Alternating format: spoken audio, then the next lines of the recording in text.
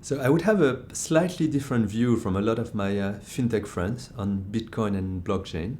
To give you a summary of Bitcoin, Bitcoin as a digital currency was very big a few years ago. And behind Bitcoin was the concept of blockchain. And the blockchain, or the concept of ledger, was the idea that you could send currency, that you could send money from one place to the other without the concept of a trusted third party.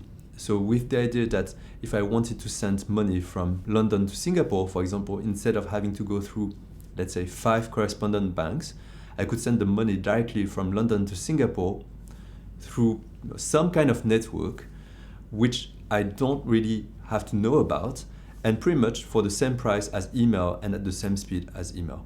That was the idea of Bitcoin and blockchain.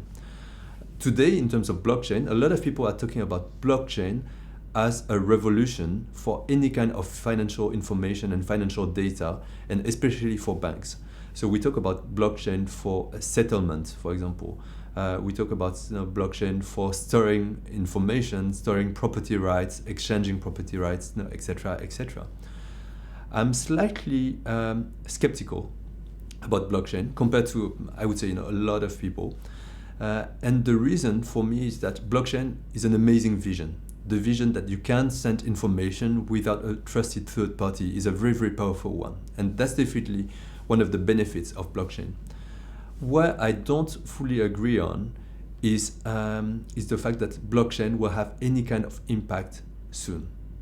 Exactly in the same way as my startup was very early, exactly in the same way as 15 years ago we were talking about mobile payment, which hasn't really happened in the Western world. Blockchain for me is something that will happen, but will take much, much more time than expected. And the reason is that blockchain for me today is still at the level of research and development. I don't think that we have a protocol which is robust enough. I don't think that we have an infrastructure which is robust enough so that we can use it for any kind of financial information.